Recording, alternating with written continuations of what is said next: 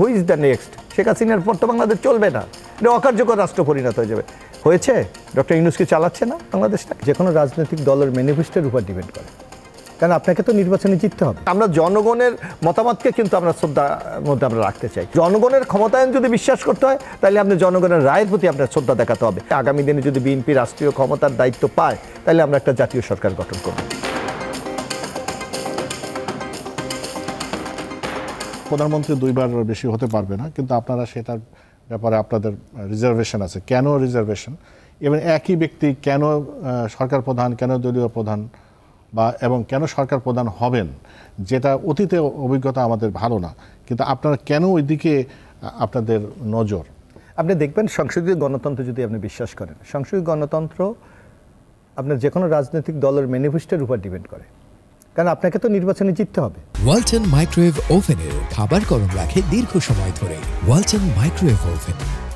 নির্বাচনে জিততে পারলেই তো আপনি আপনার কর্মসূচি বাস্তবায়ন করবেন। আর যদি নির্বাচনে আপনি জয়যুক্ত না হতে পারেন, তাহলে তো আপনার কর্মসূচি বাস্তবায়নে কোনো করার সুযোগ নাই। যার জন্য দেখবেন যে কোনো রাজনৈতিক দল এখন এই যে আমেরিকার দিকে আপনি তাকান, ডোনাল্ড ট্রাম্পকে সামনে রেখেই কিন্তু তারা নির্বাচন করেছে, অথবা বাইডেনকে রেখে। ভারতের দিকে তাকান, নরেন্দ্র মোদীকে, অন্যদিকে কংগ্রেসের রাহুল গান্ধীকে রেখেছে। সারা পৃথিবীতে কিন্তু একটা ইন্ডিভিজুয়ালিটির একটা কিন্তু এখন গুরুত্ব বেড়ে গেছে। তো সুতরাং আপনাকে এখানে দেখতে হবে যে ওই দলটার ম্যানিফেস্টোটা কী এবং কোন ব্যক্তিকে কেন্দ্র করে জনগণ আস্থাটা রাখতে চায়। তো সেটাকে আপনি যদি গণতন্ত্রে বিশ্বাস করেন এবং ওই জনগণ যদি ওই লোকটাকে ট্রাস্ট করে যদি ভোট দেয়, তাহলে আপনি বলবেন এটা পরিবর্তন। আপনারা কি ম্যানিফেস্টোতে এইগুলো রাখবেন? অবশ্যই রাখবো। আমরা আমাদের যিনি প্রধানমন্ত্রী হবেন তিনি বারবার প্রধানমন্ত্রী হবেন না, আমরা তো বলছি দুবার। আমরা তো দুবার, আমরা কিন্তু আপনি যদি রাষ্ট্র মেরামতের 31 দফা দেখেন, আমরা তো সেই সংস্কারের জন্য আমরা তো কমিটেড। এবং আপনি শুধু তাই না, আমরা তো অনলি নট অনলি প্রধানমন্ত্রীর বিষয়ে আপনাদের পরিষ্কার কি বলা আছে? আমাদের পরে অনধিকার 3 বারের বেশি না, মানে 2 বার হয়ে 3 বার হতে পারবে না, তাকে গ্যাপ দিতে হবে। মানে 2 বার, আবার 2 বার হতে পারবেন, আবার গ্যাপ দিতে পারবেন। যেটা আছে ওয়ার্ল্ডে, যেমন আপনার ট্রাম্প হচ্ছে না, সে তো 2 বার নির্বাচন করেছে, আবার একবার গ্যাপ দিয়ে আবার এখন দাঁড়াচ্ছে। হ্যাঁ, 2 বার হেরে গেছে সে। না, একবার হয়েছে প্রেসিডেন্ট, হেরে গেছে। হেরে গেলে তো আর প্রেসিডেন্ট হলো না তো, 2 বারই হতে, এরপরে ট্রাম্প দাঁড়াতে পারবেন না। এখন আপনি যদি একদিকে গণতন্ত্রের কথা বলবেন, আবার গণরায়কে আপনি শ্রদ্ধা করবেন না, এটা হতে পারে না। অন্যদিকে আপনি বেশ কিছু কথা এই যে সরার তুষারা বলে, আপনি দেখবেন আপনাকে তো এই যে সংবিধান বলা হচ্ছে তারা কনস্টিটিউশনাল চেঞ্জ, তারা বলছেন কনস্টিটিউশনাল চেঞ্জের তো স্বীকৃত কিছু ব্যবস্থা আছে। গণভোট, হ্যাঁ, আমরা তো গণভোটে বিশ্বাস করি। আমরা দেখেন আমাদের 31 দফার মধ্যে আমরা বলেছি যে আপনি যে কোনো পরিবর্তন যখন ঘটেন, একটা রাজনৈতিক দল তার দলের স্বার্থ বা মেজরিটির স্বার্থে সংবিধানে অ্যামেন্ডমেন্ট করার ক্ষমতা রাখে, 2/3 মেজরিটি হলে পারবে।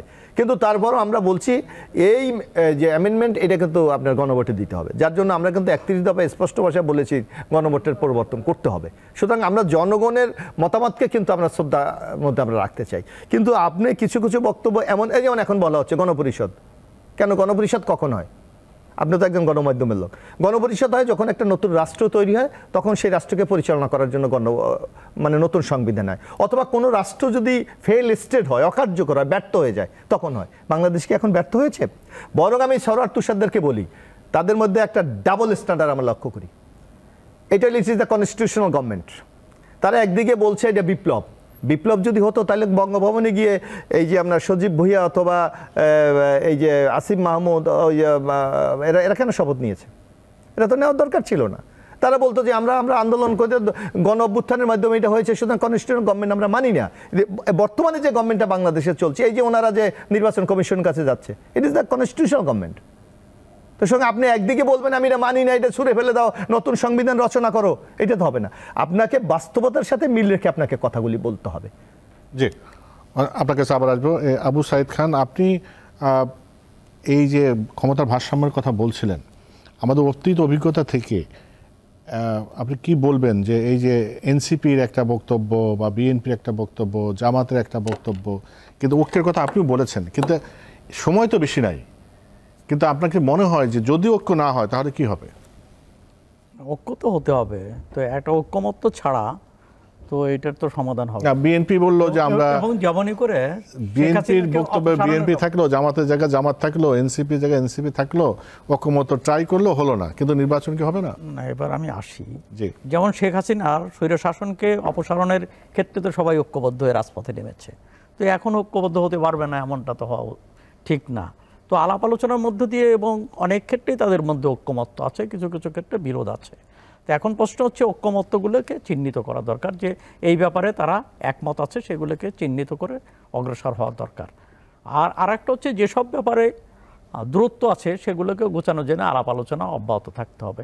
এমনকি তো নির্বাচন হয়ে গেলে, একটা নির্বাচন হয়ে গেলেই যে সব শেষ হয়ে যাবে কিংবা সমস্ত সংস্কার হয়ে যাবে এমনটা ভাববার কোনো নেই। কেননা তো অনেক সময় যেমন ধরুন ঐক্যমত্য হলেই যে হয় তাও না, যেমন 3 জোটের একটা রূপরেখা হয়েছিল, তো সেটা 90-এর গণ অভ্যুত্থানের ভিতর দিয়ে তারপরে পালাক্রমে আওয়ামী লীগ এবং বিএনপি দেশ শাসন করেছে, কিন্তু 3 জোটের রূপরেখা কিন্তু খুলেও দেখা নাই, এটা খুব বাস্তবায়ন হয়নি। তো এই যে ব্যাপারটা, তাহলে এখন ব্যাপার হলো যে ঠিক আছে আমরা আবার একটা অঙ্গীকারনামা করলাম, একটা ন্যাশনাল চার্টার হয়ে গেল, কিন্তু তারপরেও সেটা বাস্তবায়ন হবে সেটা তো কোনোই নেই। অতএব এখানে পলিটিক্সটা হচ্ছে, এখানে পলিটিক্যাল পার্টিকে ডিসিশন নিতে হবে, এবং রাজনৈতিক দল যদি এই ব্যাপারে প্রস্তুত না থাকে দেশের সামগ্রিক, তাহলে এটা সম্ভব না। এই জন্য কতগুলো কমন জায়গা তাদেরকে বের করতে হবে। এবং আপনার কাছে কি এটা মনে হয় যে ধরুন এই যে বিএনপির আসলে সংস্কার নিয়ে অবস্থানটা কি, বিশেষ করে মৌলিক সংস্কার নিয়ে তুষার যে কথাগুলো বললো, সেখানে কি বিএনপি কোনো দ্বন্দ্ব আছে? না, আমি মনে করি নেই। কারণ আপনি দেখবেন আসলে যে কোনো দেশে গণতন্ত্র ডিফেন্স করে এটা প্র্যাকটিসের উপর। আমাদের বাংলাদেশের সংবিধান, এখানে শ্রদ্ধেয় আবু সাইদ ভাই আছেন, অনেক অভিজ্ঞ লোক, আপনি দেখবেন সংবিধানে কিন্তু অনেক ভালো ভালো কথা লেখা আছে, কিন্তু আপনার সেইটা কতটুকু প্রয়োগ করেন বা প্র্যাকটিস করেন এটার উপর ডিপেন্ড করে, কিন্তু যে আপনি রাষ্ট্রটা কীভাবে পরিচালনা করেন। এখানে সরোয়ার তুষাররা যেভাবে ইউটোপিয়ার মতো কথা বলে, আপনি রিয়েলিটি বাস্তবতার আলোকে সেটা নিরূপণ করতে হবে। আপনি আমার এই যে রাষ্ট্রের 3টা মৌলিক প্রতিষ্ঠান, এই প্রতিষ্ঠানকে তো আপনি বাদ দিতে পারবেন না, এগুলিকে রেখেই কিন্তু রাষ্ট্র কাঠামোকে আপনার পরিচালনা করতে হবে। সেক্ষেত্রে আপনাকে যদি কিছু গণতান্ত্রিক প্র্যাকটিসটা যদি আপনি করতে পারেন, তাইলে কিন্তু অনেক কিছু আপনার, ধরুন আপনাকে দেখেন যে আমাদের সংবিধানে স্পষ্ট ভাষায় এখন কি আছে এই বর্তমান যে কনস্টিটিউশনে, যে আপনার জনপ্রতিনিধি কীভাবে নির্বাচিত হবে। জনগণের 166তে যদি আপনি যান, জনগণের প্রত্যক্ষ ভোটে নির্বাচিত হবে। এখানে সাংবিধানের কোনো ত্রুটি আছে? অথচ আপনি দেখবেন 2014, 2018, 2024 3টা নির্বাচন হয়ে গেছে, জনগণ ভোট দিতে পারে নাই। তো এটা দোষটা কাকে দেবেন, কনস্টিটিউশনকে না প্র্যাকটিসকে? ডিপেন্ড এখানে।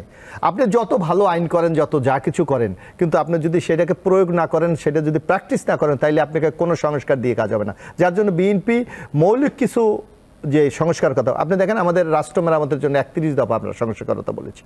এখানে সরোয়ার তুষাররা বা অন্যরা অনেকে সংস্কার শব্দটা খুব চটুল, এখন খুব যেটা আমরা বলি মার্কেটে এখন ব্যাপকভাবে এটা জনপ্রিয়, কিন্তু আপনি কি সংস্কার করতে চান সুস্পষ্টভাবে কতজন বলেছে আপনি দেখেন। অথচ বিএনপি কিন্তু 2023 সালে 13ই জুলাই সুনির্দিষ্টভাবে বলেছে যে আগামী দিনে বাংলাদেশের রাষ্ট্র মেরামত করতে হলে আমরা এই জিনিসগুলি আমাদের বাংলাদেশের দরকার, আপনি লক্ষ্য করবেন। অথচ সেদের মধ্যে কি আছে, আমরা বলেছি বাংলাদেশে এই আজকের আমাদের অভিজ্ঞতায় যেটা বলে যে একটা দল যখন রাষ্ট্র পরিচালনা জনগণের ভোটে যায়, কিন্তু সে অনেকটা ফেসিস্ট হয়ে যায়। যার জন্য আমরা বলেছি আগামী দিনে যদি বিএনপি রাষ্ট্রীয় ক্ষমতার দায়িত্ব পায়, তাহলে আমরা একটা জাতীয় সরকার গঠন করব। আজকে দেখেন বাংলাদেশে ভোট নিয়ে সবচেয়ে বড় হানাহানি যে কথাটি বলেছে কেয়ারটেকার গভর্নমেন্ট। আমরা বলেছি এটা একটা পার্মানেন্ট গভর্নমেন্ট হবে, এটা দলীয় সরকারের অধীনে কোনো নির্বাচন হবে না। বাংলাদেশে দেখেন একটা ফেসিস্ট কখন হয়, এটা কিন্তু প্র্যাকটিসের উপর। শেখ হাসিনার সময় আপনি দেখবেন 3বার 4বার কোনো বিশেষজ্ঞ লোকরা বলতো, এই যে আপনাদের মধ্যে মিডিয়া আসে, who is the next, Sheikh হাসিনার পর তো বাংলাদেশ চলবে না, এটা অকার্যকর রাষ্ট্র পরিণত হয়ে যাবে। হয়েছে, ডক্টর ইউনূস কি চালাচ্ছে না বাংলাদেশটাকে? অর্থাৎ এই ধরনের কিছু ফোবিয়া তৈরি করা হচ্ছে যে হাসিনা ছাড়া চলবে না, আওয়ামী লীগ ছাড়া চলবে না। অর্থাৎ এই দিকগুলিতে বাংলা, বরং আপনাকে যদি আপনি সংস্কার করে দেশটাকে পরিচালনা করতে পারেন সেইটা হবে। সরোয়ার তুষারদের আরেকটা কথা আমরা একেবারে খুব বিনয়ের সাথে আমরা তাদের এটা প্রতিবাদ করি। ওনারা বলছে একই লোক প্রধানমন্ত্রী, দলের প্রধান, সংসদ থাকতে পারবেন। আপনি যদি ডেমোক্রেসিতে বিশ্বাস করেন, গণতন্ত্রকে বিশ্বাস করেন, একটা দল কখন নির্বাচনে বিজয় হয়, সে তার একটা নির্দিষ্ট ম্যানিফেস্টো থাকে, জনগণের কাছে যায়। সেই জনগণ যদি সেই ম্যানিফেস্টোকে সমর্থন করে, সেই দলটাকে রাষ্ট্রীয় ক্ষমতা দেখতে চায়, এবং সেই দল নির্বাচন করবে কে তার প্রাইম মিনিস্টার হবে, কে তার দলের প্রধান হবে, কে সংসদ নেতা হবে। আপনি কি জোর করে তার উপর চাপিয়ে দেবেন? তাহলে শেখ হাসিনা যে ফেসিস্ট 15.5 বছর দেশটা চালিয়ে যাচ্ছে, তা আপনি সেই সুরে মিলিয়ে তো আপনি কথা বলবেন। তো সুতরাং জনগণের ক্ষমতায়ন যদি বিশ্বাস করতে হয়, তাহলে আপনি জনগণের রায়ের প্রতি আপনার শ্রদ্ধা দেখাতে হবে। তাহলেই মনে হয় গণতন্ত্রটাকে একটা জায়গায় নিয়ে যাওয়া যায়।